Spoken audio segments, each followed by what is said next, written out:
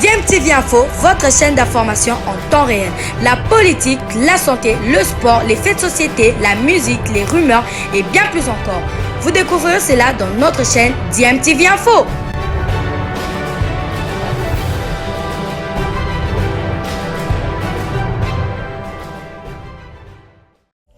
Vous êtes sur DMTV, bonjour ou bonsoir, tout dépend de l'heure à laquelle vous nous suivez. Tout plaisir est pour nous de vous retrouver, mais surtout de savoir que vous êtes nombreux en train de suivre votre chaîne YouTube DMTV. DMTV qui vous propose l'actualité, vous propose également des analyses et des réflexions sur des sujets d'actualité, sur des faits sociaux, tout simplement sur des réalités que nous observons ici chez nous en République démocratique du Congo.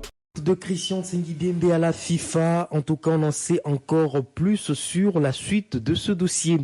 L'instance fêtière du football mondial exige toujours à la Fédération congolaise de football association de payer les primes des signatures du contrat de Christian Tsengibembe à la tête de la sélection congolaise, mais aussi ses primes de qualification à la phase finale du CHAN 2020, sans oublier les primes de match comptant pour les éliminatoires de la CAN 2021. Dans une correspondance envoyée à la FECOFA le 9 avril dernier, la FIFA, qui a donc déclaré la plainte de Christian Tsengibembe récevable, demande à la FECOFA de s'acquitter de ses dettes estimées à 125 000 dollars américains, dont 90 000 dollars américains à titre d'arriéré des rémunérations et 35 000 dollars à titre d'indemnité pour rupture de contrat.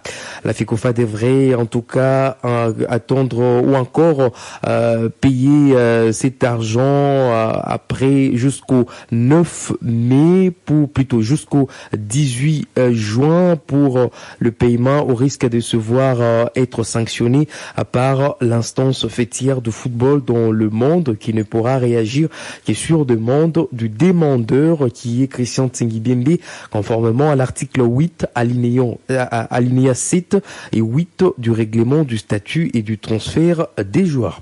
Je rappelle qu'il est arrivé, lui, Christian Tsengibembe, il est arrivé en août 2019 à la tête des Léopards A de la RDC. Il avait d'ailleurs disputé 6 matchs officiels avec la RDC pour 2 victoires, 3 nuls et 1 défaite, ainsi que 4 matchs amicaux pour un bilan des 2 nuls et 2 défaites. Là, c'est uniquement pour la sélection A' de la RDC.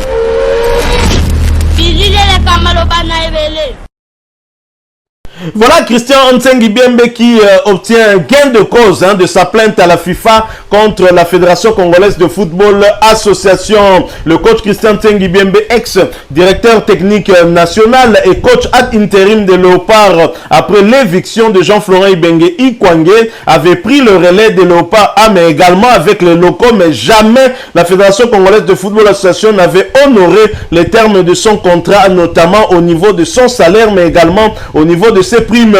Il avait néanmoins obtenu quelques bons résultats malgré des circonstances dues à la désorganisation de la FECOFA, dirigée encore à l'époque par l'homme fort, Constant Omari. Souvenez-vous de la grande négligence autour du match retour que la RDC devait absolument gagner ou faire, ne fût-ce qu'un match nul au Gabon. C'était lors de la 5e journée. Nos fauves avaient décollé à 1h du matin pour rejoindre Franceville au Gabon. Ntsengi n'avait également pas bénéficié de l'apport de certains joueurs en froid avec la sélection, notamment, Dieu merci, Mbokani, Meshak Elia, mais cela ne justifie aucunement qu'il ne puisse percevoir ce qui lui était dû. Il est dommage qu'en République démocratique du Congo, que l'on donne beaucoup plus d'argent à des coachs expatriés que ses propres fils et filles.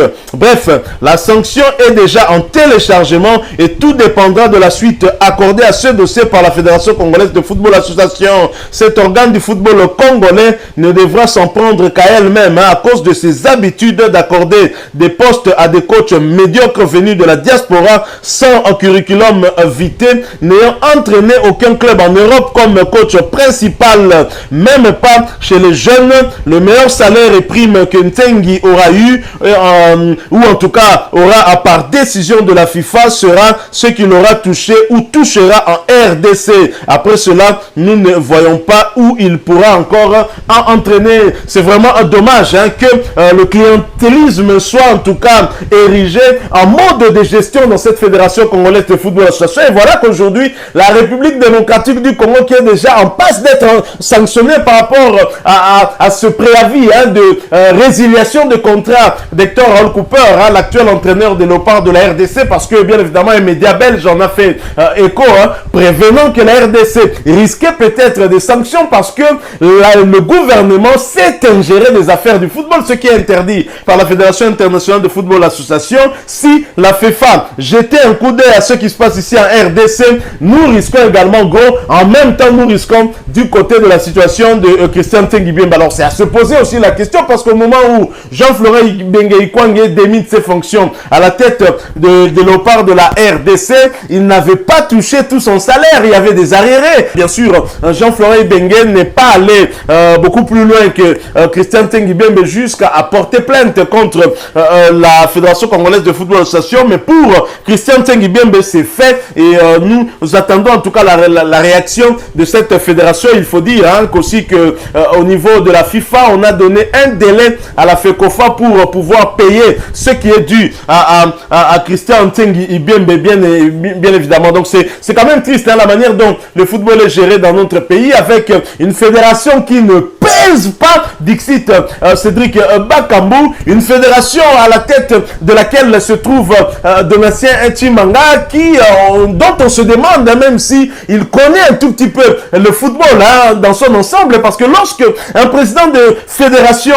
s'adresse aux joueurs dans un match, avant un match de la deuxième journée des éliminatoires de la Coupe d'Afrique des Nations, quand on sait que dans un groupe il y aura 6 matchs et qu'ils disent aux joueurs que ce match est très important parce que c'est le match de la qualification, franchement on se demande si on a affaire à quelqu'un qui est aguerri dans le football ou quelqu'un qui a été jeté dans ce sport comme un cheveu dans la soupe. C'est quand même triste. Est-ce que la République démocratique du Congo mérite ça? Je crois que nous avons vraiment touché le fond et ce n'est pas ce que nous méritons. Et Cédric Bakambu, Ilunga Erita, encore Christopher Walembo se sont suffisamment exprimés là-dessus, en tout cas en s'insurgeant contre cette fédération, cette classe dirigeante qui est à la tête de cette fédération. Vivement que les élections arrivent le plus tôt possible pour permettre à la RDC d'avoir des dirigeants dignes de ce nom qui pourront en tout cas nous aider à atteindre nos objectifs et non des dirigeants